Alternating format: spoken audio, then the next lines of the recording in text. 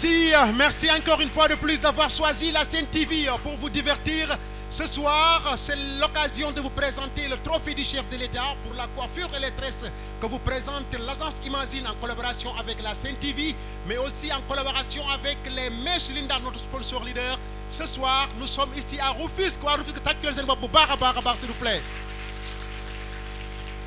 Nous sommes ici à Rufisque, donc ce soir, elles seront au nombre de 8 pour la compétition. Manam ci juróom-ñett yooyu la ñuy tànn kenn ki nga xamante ne moom moo war a dem ci grande finale nationale bi nga xamante ne ci ñaari weer dina am. kon bokk li may def moom mooy tàmbali woo coiffeuse yi nga xam ne ñoom ñooy compétir benn par benn. damay commencer ci candidate numéro 1 ñu tàccul ma ko s'il vous plaît.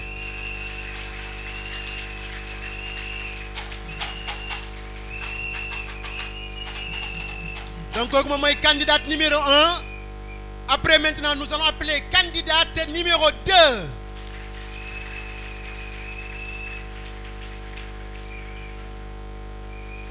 Candidate numéro 3.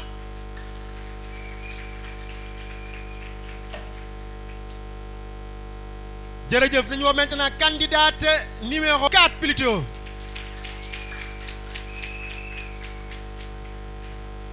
Donc, amis téléspectateurs, vous qui nous suivez sur la Sen TV, loolu mooy les 4 premières candidates yi nga xamante ne ñoom ñoo jàkkaarloog yéen war a def li nga xamante ne moom mooy réaliser seeni coiffure. li ngeen def moom mooy pose greffage, raie de côté ouverte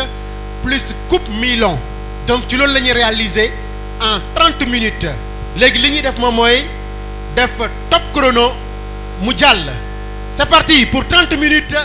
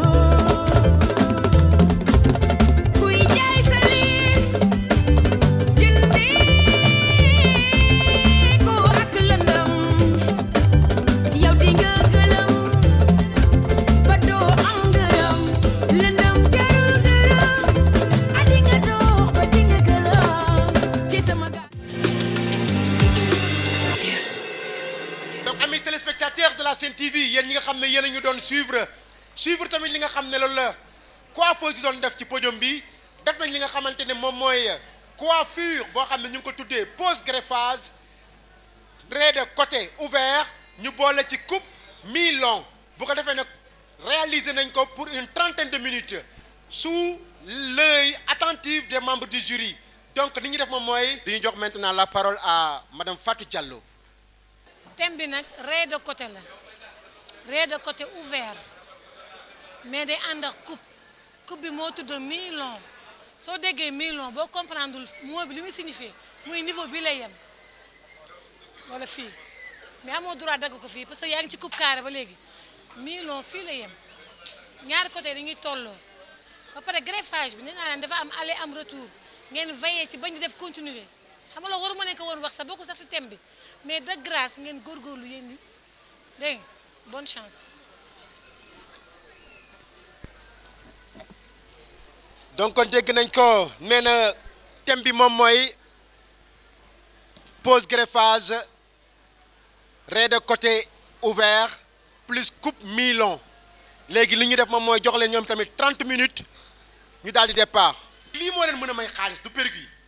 comme que nag lii moo leen mën a may xaalis nag duñ leen koy jox ngeen koy def mu leen di naqari ngeen koy def ngeen di jooy di ko def nag waa mees di ndaan nag ont bien compris jox leen benn produit boo xamante ne leer na ma neexul defar ndaxte ci kanam bi yombul defar parce que takk yi mu nekk la. donc amis téléspectateurs de la Sen TV loolu mooy li nga xamante ne moom mooy commentaire membre jury bi léegi li ñuy def moom mooy du ñuy libérer coiffeuse yi nga xamante ne ñoom ñoo nekk ci kaw podium bi. donc je vous remercie bu baax a baax mu ngeen jël seen i matériel jël li nga xamante ne moom mooy seen i bagage yëpp ngeen wàcc merci beaucoup. te ñi nga xamante ne ñoo ñu tette woon ci métier bi tere luñ leen sargal leen nee naa leen sànq nag ñi nga xamante ne moom mooy sargal bi tey lancement bi la mais bu mag a mag bi nga xamante ne nag boobu moom imagine moom moo koy defal boppam boobu nuñ koy xaar ba Sorano bu ko defee ñu def ko mu nekk loo xamante ne lu rëy la Sénégal gépp teg ci seen loxo teg ci seen bët mais tey it du leen di sargal ndax fii la ñu dëkk te yaakaar naa ne nit baax na est-ce que mbokk yaa ko wax la ñu war a laajte ba pare moo tax nit ki boo koy teral boo koy sargal balaa nga koo def di ci àll ba nga def ko fa nga xamante ne fa la dëkk ba pare kon moom moo tax donc ce soir waxoon naa leen ko ñoom ñoo bind ci livre d'or de la coiffure du département de Rufisque ñoom ñooy les panthéons de la coiffure fii ci Rufisque ñoom ñooy les grandes pionnières de la coiffure fii ci Rufisque ma bëgg nommer ñett ñoo xamante ne dama leen di woo bu ko defee ñu ñëwandoo ak man fii nga xamante ne moom mooy symposium bi la may njëkkee woo ki nga xamante ne moom mooy sama yaay Mama Diatou Dieye ñu tàccul ma ko bu baax a baax moom sama yaay la mu nekkit sama yaayu bopp waaw dinaa la seedeel benn mbir bu Sénégal mas ta xam dinaa la wax tey teraanga booba mas a defal boo xamante ne duma ko mas a fàtte dinaa la wax su ma koy wax sax sama xol dina yëngu ndaxte àdduna nit bëggul ku dul yaayam nit xamul ku dul nit fonkul ku dul yaayam maa ngi fàttaliku benn bés mu tombeek samedi maa ngi woon fii nga xam ne moo di tam-tam ñuy préparer dem Sira Vision jékki-jékki ndeysaan sama téléphone sonné ma jël ñu ne ma sama yaay dafa def choc ma dem dama tiit ba dugg principal jaawale morgue ba ak entrée ba yàlla mi ma tiim xam na loolu keroog tiis bi mu tiis ci man yàlla dogali li ci gën a métti poos yi amul dara keroog sama yaay ji toog tey mun naa ne moom mooy ki nga xamante ne moom laa woo ma ne ko yaay mu ne ma waaw ma ne ko sama yaay dafa def choc mu ne ma anamu ma ne ko ma nga principal ca salle d'opération sama yaay ji toog keroog moom moo fay li ma moom ma jox li ma fayee keroog hôpital principal teraanga boobu sama yaayu bopp ma su ko fàtte mais yow it bés bu ne mu ne ma ana ki ngay woowee mama ndax teraanga bi nga ma defaloon ndax moom nga ko defaloon ba léegi mënu koo fàtte bés bu ne mu laaj ma ana ki ngay woowee maman maa ngi jéggul nag ci sama matadi ak ci sama ñàkk topp kóllëre ndaxte li ma lay woo bëriwut li ma lay nemmeeku bëriwut ma si jéggalu bu baax a baax tàccu leen ma maman Aram Ndoy bu baax a baax a baax a baax a baax a baax suñu yaay yi waaw Fatou Seen moom motoo ma yaay mais nabi naa la boole sama yaay rek ndax liggéey nga lu ne ñu tàcc maman Jatu bu baax a baax s'il vous plaît les mains pour maman Jatu waaw maman Jatu la fédératrice waaw fu ñaaw maman Jatu yaa koy ñaw yor sa puso rek fii ba Jurbel ba Louga demal nga fa Omex demal nga fa ku nekk wallahi dem nga Mbuur fanaan nga fu ne ndax coiffure ñu lay sant di la gërëm suñu yaay ji waaw teraanga yi ci suuf nag seen association muy xale yi coiffeuse Rufisque yi ñoo leen ko jox maanaam brodé yi nga xam ne ñoo nekk ci suuf ñoom ñoo leen ko jox ak Bargny waaw damaa jub ba maa ngi jéggalu Mimi nee na ma ak Bargny Mimi da nga yegg ci kaw kontaan ci yéen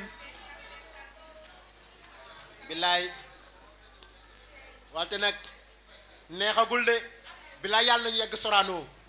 leen ma tuuti rek parce que Moussa bu ñu defalee teraanga ñu jël suñu teraanga dem te waxuñu duñu ay góor ndax Moussa mii dafa yàgg ak ñun fu ne yóbbu ñu fa lu ne defal nañ ko moo tax luñ ko defalul rek dañ ko amul Moussa jërëjëf su may wax nag damay wax si turu Jatu Jéey mii taxaw ak Fatou Seen si seen tur laay wax parce que lii Moussa bu la neexoon du la ci fekk xam nga ne man kenn gisatuma fenn kenn taseetul ak men fenn kenn gisatuma si benn programme mais yaa tax ma jóg tey sax mënuma ko woon mais dama forcé pour ñëw dañuy ñaan yàlla lii ngay def nga di ko def ay at ànd ak sa jury yi waaye waa Mèche Linda wuyu leen ma ngeen bàyyi Abi Sow waa Mèche Linda zéro faute Mèche Linda 100% man ku ma xam Mèche Linda nga ma xamal ku ma xamul Mèche Linda nga ma xamal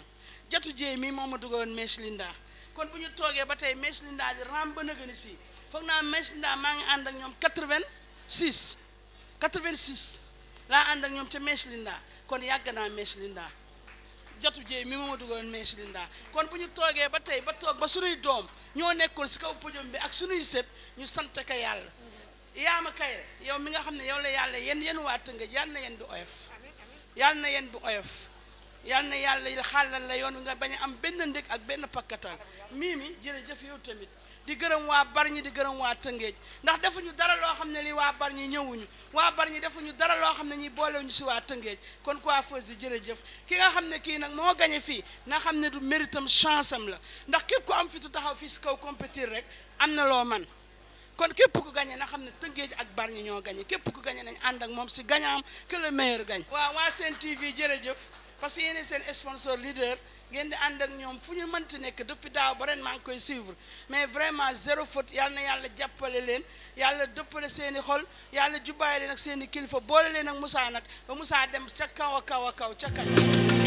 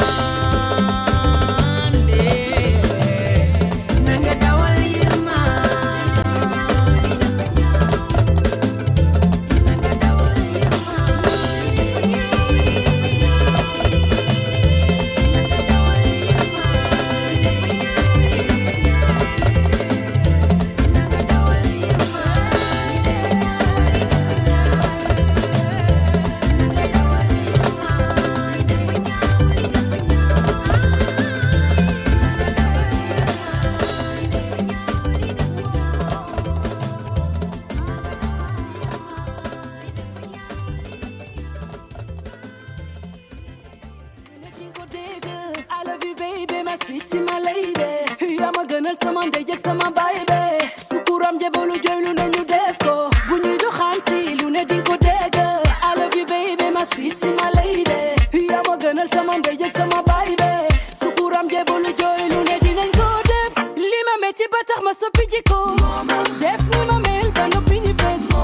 ne la wan ma yewu gën a sadik góoro tax jigéen soo ko léegi jël paaka jam ko sama digg xol bàyyi fële kët boo xam ne du dañ ne la wan ma yewu gën a sadik góoro tax jigéen soo ko léegi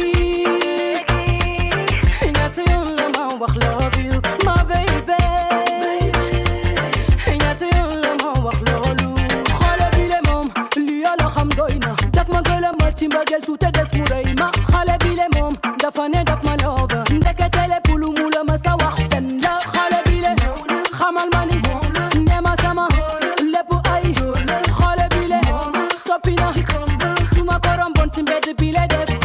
bu la góor toppatee ne la bëgg naa la xamal ko xol dafa oyof bëgguma nga gaañ ma bu la góor toppatee ne la bëgg naa la laaj ko bëgg na gis papam di toro xale yaayam bu ñuy doxaan si lu ne dinga ko dégg I love you baby my sweet si my lady yaa ma gënal sama ndey ak sama baay be sukuram jebolu joylu nañu def ko bu ñuy doxaan si lu ne dinga ko dégg I love you baby my sweet si my lady yaa ma gënal sama ndey ak sama baay be sukuram jebolu joylu ne dinañ ko def li ma metti ba tax ma soppi jikko def ni ma mel ba noppi ñi fees ne la wan ma yewu gën a sadi góoro tax jigéen soo xor léegi jël paaka jam ko sama digg xol bàyyi fële kët boo xam ne du dañ ne la wan ma yewu gën a sadik góoro tax jigéen soo xor léegi ñaata yoon la ma wax love you my baby ñaata yoon la ma wax loolu bu ñu bëggee dem tegal lu metti yow it boo leen jekkoo teg tegal leen lu sadik bu ñu bëggee dem tegal deuxième groupe bi nga xamante ne ñoom ñoo doon yéeg sànq wan leen li nga xamante ne moom mooy seen réalisation réalisé nañ ko membre jury bi seetaan nañ ko public bi seetaan nañ ko yéen aussi les téléspectateurs vous avez apprécié parce que yéen ñi koy seetaan ci télé bi leer na ma naññ que yéen bu baax a baax vous êtes de très grandes coiffeuses yéen a ngi noté comme ñëpp comme que yéen a ngi noté nag comme ñëpp dama leen di wax ne tout simplement xam naa ne am na ku ngeen jël ngeen ne kii moom moo war a gagné am na ku ngeen jël ngeen ne moo war a jël deuxième am na ku ngeen jël ngeen ne moo war a jël troisième mais nag bi nga xam ne moo valable moom mooy bi membre du jury bi di génnee donc li may def moom mooy je redonne la parole aux membres du jury ñoom ñu ñëwaat tuuti rek ci li nga xamante ne moom la xale yi def ci kaw chaîne bi madame Abi Sow s'il vous plaît. Bonsoir liggéey ngeen vraiment comme ni ma ko waxee woon sànq rek boo xësee ba participer rek gañe nga ku nekk def na li mu mën góorgóorlu ngeen mais comme li Adja bi nekk sama gannaaw wax Adja Jatu il faut ngeen defaat ay atelier parce que dafa am ñoo xam dañu génn thème bi carrément xam nga milon bokkul ak carré milon dafa yegg si sa fii tiim sa ween du gudd du gàtt loolu mooy milon kon léegi yow ba pare rez de côté da ngay dagg bët bi bu dee droite la digg bët bi ngay dagg loolu mooy rez de côté mais soo daggul digg bët bi rek yow bokkatoo ci course bi bokkatoo du dëgg xam nga loolu tam xam nga baax naa xam loolu lañ moo tax ñu expliquer leen ko ci olof expliquer leen ko ci français pour ngeen xam lan la rez de côté ci kaw bët bi soo ko defee droite ak soo ko defee gauche yëpp ci digg bi ngay xaaj ji ci digg bët bi ngay dagg loolu mooy rez de côté foofu la rez bi di tegg nga jël fii tuuti boole leen norme mèche bii ci kanam bi mèche la boo xam dafa neex a liggéeyee ñaari dagg la da ngay jiital bu gàtt bi teg ci bu gudd bi wala nga jiital bu gudd bi teg ci bu gàtt bi boole yëpp boros te greffage kenn du ko peñe greffage day ànd ak boros greffage da ngay peñe mu sukk nga dagg ak ciseau bi mu tëdd noonu ngay def mais boo jëlee peñe rek mu def nii loolu daal laa seetlu mais jàmbaar ngeen. waxee ñu dellu siwaat ci deuxième tranche bi rek taa bi presque wax na wax ci lépp man dama bëgg xale yi ñu gëstuwaat ñu dem jàng jiwaat bu baax a baax parce que tey dama toog fi ma toog di corriger ma am pincement du cœur parce que comme ni ma leen ko waxee coiffure bi dafa nekk tendance à disparaître carrément sànq dama leen ne kuy dem guerre da nga yóbbu say arme coiffeuse buy ñëw sur podium warul fàtte lenn ci salon wam bul ne dafa may encombrer parce que xamoo lan ak lan ngay soxla indil say bagage yëpp nga teg soo ñëwee nga gis sa thème biñ la jox nga jël yi nga soxla nga teg ko ci kaw scène greffage bi àndul ak peigne à cœur seen brosse yu dijj yi lan la leen di jëriñ tamit raie de côté biñ leen wax cliente soo ko amee da nga war a xool ban raie moo ko jàpp d'abord am na ñoo xamante ne côté gauche am na ñoo xam ne côté droite doo ñëw rek xàjji raie de côté rek lañ la wax nga ñëw rek xàjji defal cliente bi du noonu da nga koy teg ci seetu bi jàkkaarloog seetu bi xool ban raie moo ko jàpp da ngay essayer gauche essayer droite xool ñaari raie yi ban moo ko ci jàpp nga door a tracer. ñaari moo rek laa leen di ñaan de grâce suñu jógee fii ñu delluwaat reprendre duma waxaat parce que lépp wax nañ ko xam nga looy wax ci répétition baaxut dama bëgg bu ñu jógee ci lii rien n'est trop tard ñu ngi delluwaat ci base yi dem jàngi waat dem gis les grandes dames ñu jàngal leen école yi ngeen di xoolaat tamit ñi koy ubbi tamit parce que ñoom tamit am nañ si part de responsabilité de parce que booy xool génn waa gi yëpp ay école lañ génne te ma leen di laaj benn affaire gel kañ la xew ba ku def raie def gel man dama bëgg demander loolu kan moo génn boobu phase parce que war nañ ko delluwaat fu mu jóge woon gel sañoo ko sax def ci kaw pujum bu koy liggéeyee après loolu laa bëgg ngeen laaj ma foo leen gisee loolu soo daan def raie de côté lisseur ngay am wala nga am brosse brushing nga xaaj gi soo paree sa brillantine wala sa lakk pare nga mais bébé xeer ba mu xewee ba léegi lu waaye def gel lu waaye def miinal doo comprendre ngeen jéggal ma répétition bi nañ leen delluwaat. mu nekk lu ñuy saluer di nekk lu ñuy rafetlu fépp sincèrement parce que su ñëpp amoon initiative bi képp ku ci nekk li ngay liggéey diñ ci gis sa bopp ñun nag comme niñ la ko waxee à l'avance rek dañoo ñëwoon tey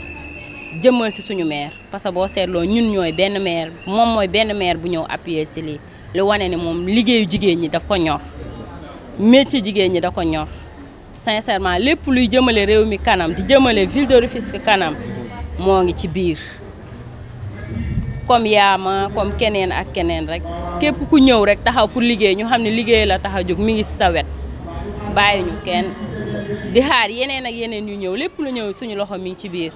ndax lii moom lu ñuy rafetlu la ndax nit daan na def coiffure ba nekk mag te du ci gis dara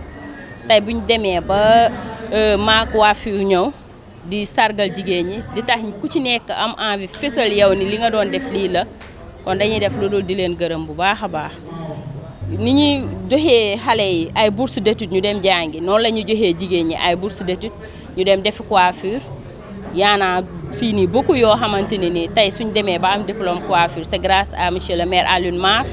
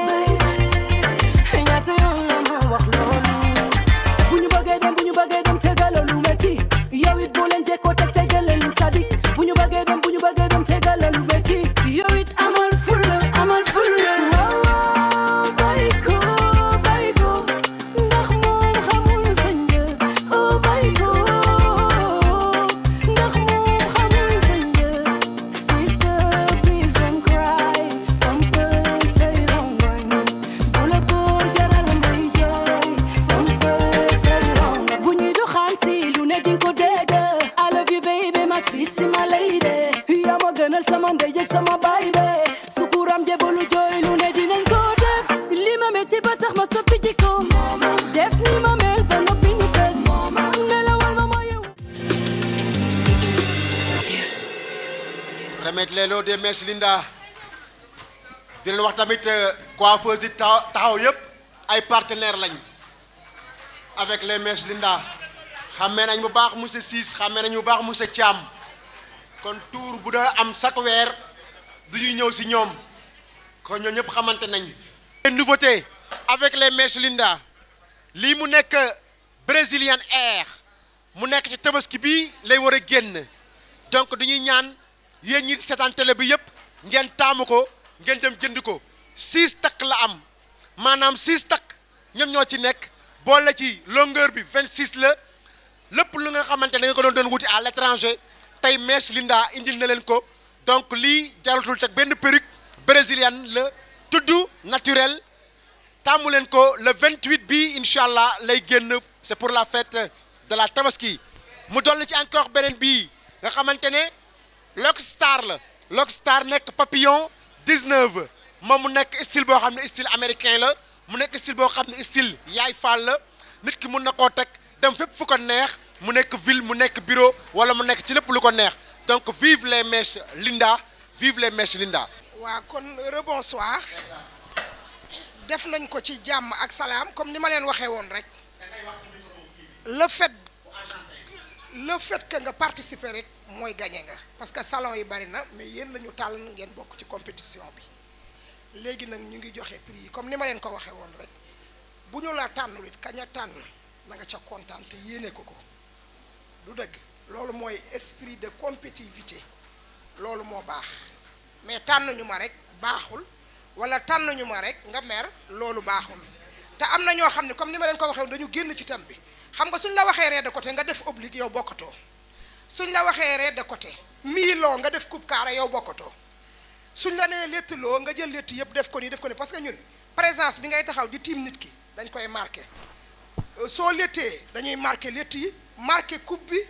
marqué pause bi nga xamante ni mooy pause finale bi léegi nag ñu commencé joxe résultat yi donc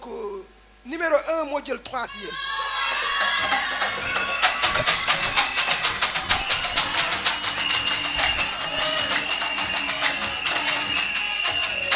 ki jël 2e bi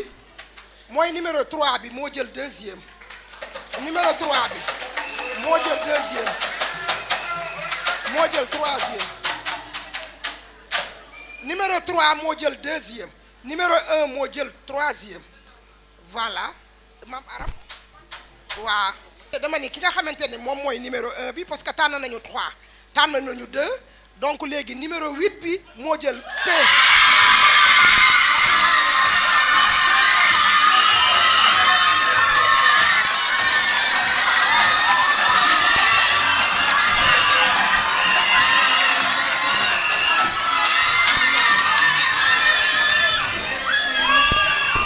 Amis téléspectateurs donc de la Sen TV gis ngeen deuxième prime du trophée du chef de l'État pour la coiffure et la tresse doon amee fii ci Rufisque